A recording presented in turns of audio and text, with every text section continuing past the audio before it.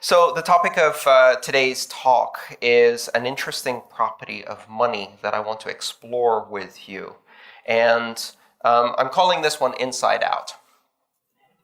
So who here wants to tell me what the four properties of money are, what the four primary functions of a currency are? Anybody? Value exchange. Medium of exchange, yes, that's one. Fungibility? Store value, that's two. Fungibility. No, that's that's not a use case for money, but it's a property. There's two more. Unit of account, very good. What's the fourth one? System of control. What? I don't remember reading that. System of control.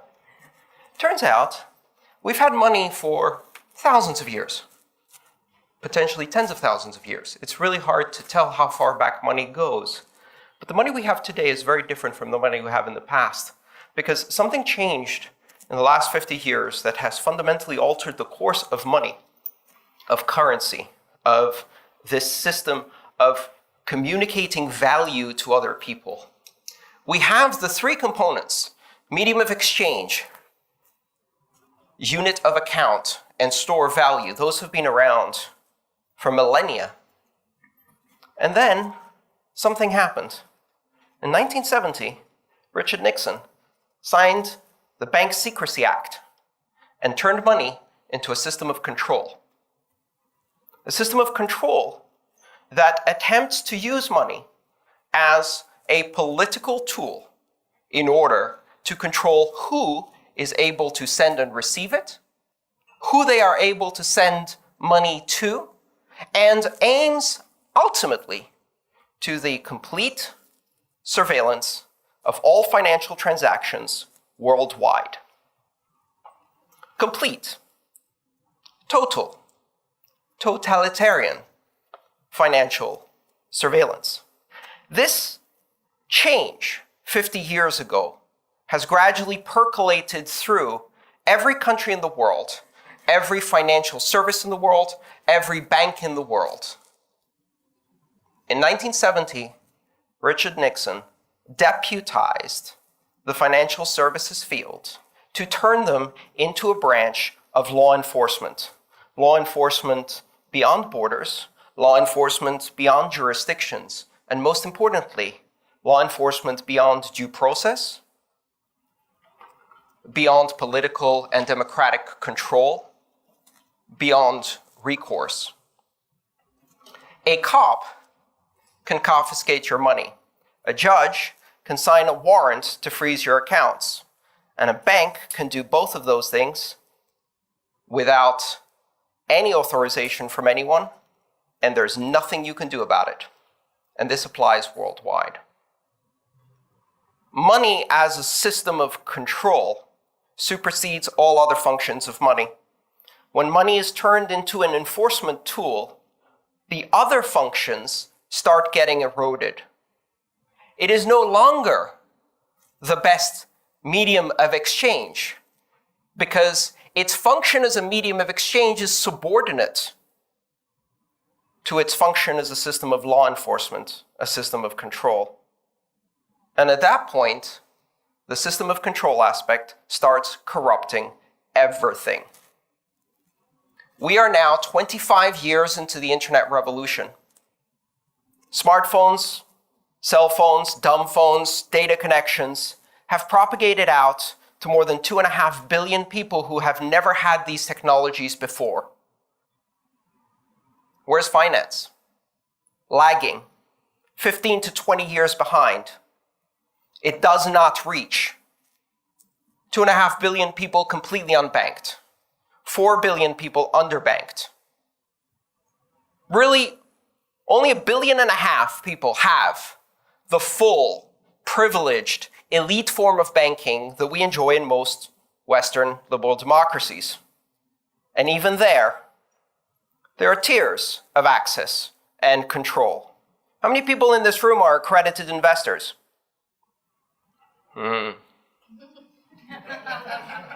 What a lovely bunch.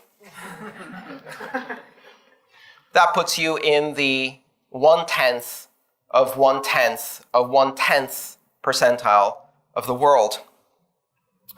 There are tiers within the financial system, some people who have better access, some people who have better recourse, and some people who have complete immunity. Some people can commit crimes against millions, robo-foreclosures, Libor fraud, rigging the gold markets, and no one will ever go to jail. Why? Because when money becomes a system of control, financial services companies become deputies in this system of enforcement and control. And as deputies, they get some perks. And one of the perks is they never go to jail. Well, with a few exceptions. There are some fundamental rules that always apply to our society. Bernie Madoff went to jail. He made the fundamental mistake of stealing from rich people. Don't do that. Foreclose on 10 million poor people, no problem. Create 3.5 million fake accounts in Wells Fargo, no problem. Lose 143 private records of individuals at Equifax? Let's see some bets. How many executives are going to jail? None. A system of control corrupts the very basis of money until it can no longer function as a medium of exchange. And it breeds economic exclusion. We are now 25 years into the era of the internet, and we are reaching fewer people with economic inclusion. We are actually backtracking historically because increasingly entire countries are being cut off from the world financial system. You don't act in the best interests of the United States, you lose your SWIFT code. You are no longer part of the wire transfer network. You submit to the jurisdiction, the universal jurisdiction of American courts, like Switzerland had to do, or you lose access to international banking. You lose access to the reserve currency. You lose access to the lifeblood. This devil's bargain has made financial services unassailable from a point of competition. They are surrounded by a thicket of regulations, and these regulations are not about consumer protection. Consumers are most certainly not protected. They are most certainly about the system of control of money. They are about the law enforcement and policy enforcement, and sometimes straight up politics enforcement that comes with money. Money does not flow freely. I have some bad news.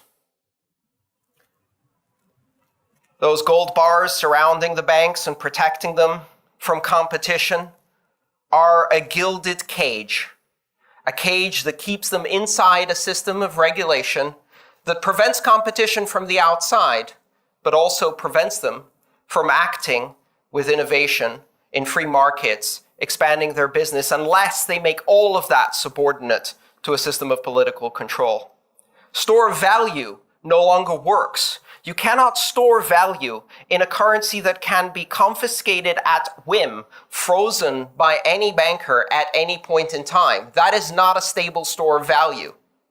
You cannot use it as your currency reserve to buy oil with, as your foreign exchange reserve if you're a country, because if you cross the superpowers, they will cut off your access and you will not be able to use oil.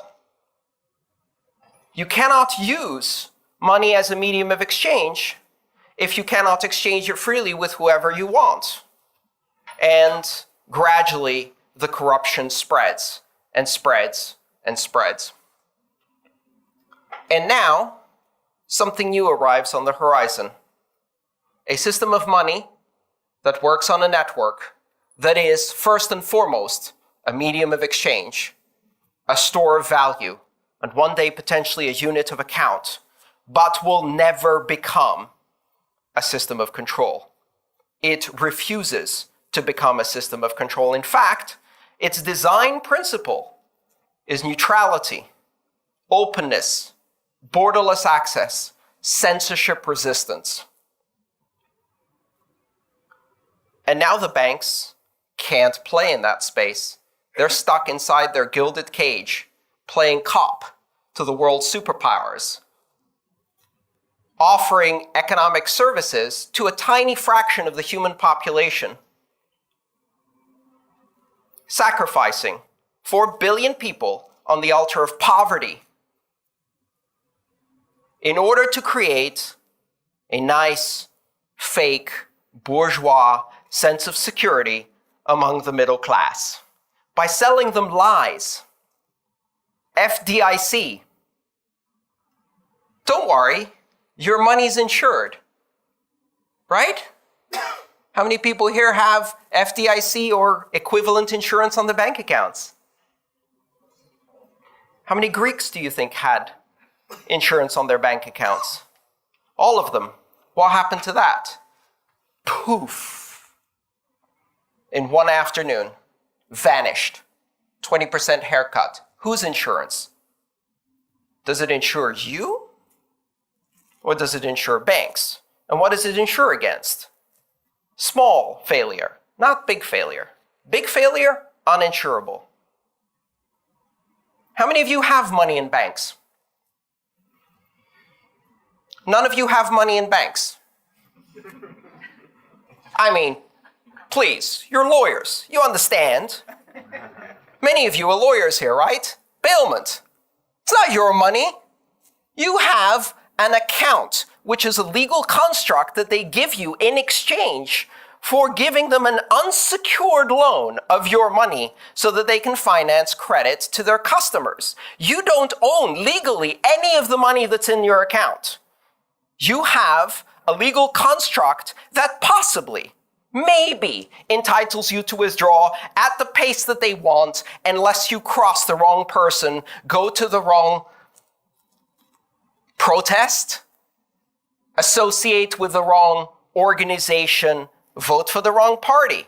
Sure, maybe that's not happening in Canada, but out of 194 countries, this model of turning money into a system of control has taken off like wildfire because it's every dictator's wet dream, because it ensures that political dissent can be snuffed at the bank very effectively.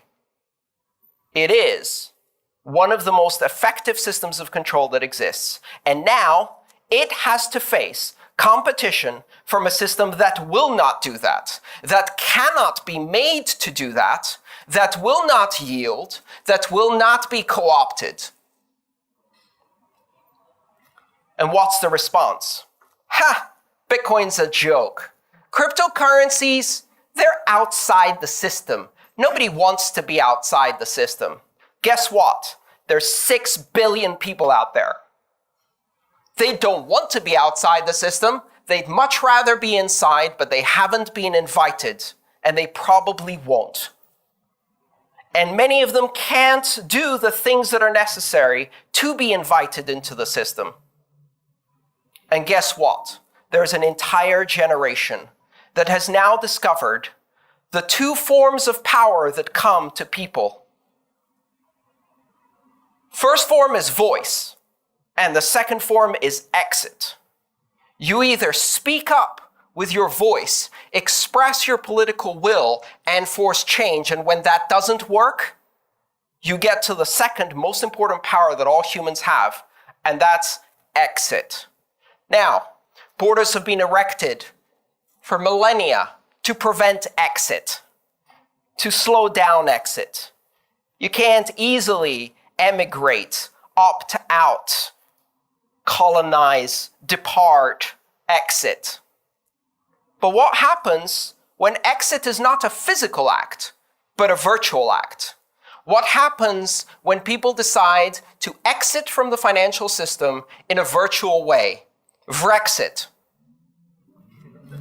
Bitexit.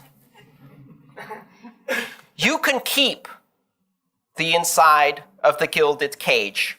It is demographically stagnated, it's over-leveraged, it's swimming in debt, it's out of control, and it serves a tiny sliver of the population. You can keep it. An entire generation of millennials no longer believes in that fiction of bank security, of future possibility, of deferred earnings, of interest rates, of mortgages. They will exit. They are exiting in droves, not just here, even more so in the countries where the existing system of inside finance, of the system of control, is used despotically, is used oppressively. China is exiting in droves, and it's barely started. Bitcoin's been around for 9 years. And so what does the insider group do? What do the regulators do in response to a system that cannot be regulated? They regulate the bits they can. They regulate the exchanges. They regulate the bank accounts. They regulate the national currency side of things. They shut down the on-ramps and off-ramps. They say, we will not let you take your money with you. And what do millennials say to that? Dude, I don't have any fucking money. All I have is my creative potential, my spirit, my productivity, and I can sell that directly for Bitcoin without an exchange, without an on-ramp, without an off-ramp. And when I need to buy something, I'll use my digital currency directly without re-entering your system to which I was never invited. Shut down the on-ramps, shut down the off-ramps, and I will stay on board. I will stay digital. I won't touch your gilded cage anymore because I don't need you. I exit. Thank you.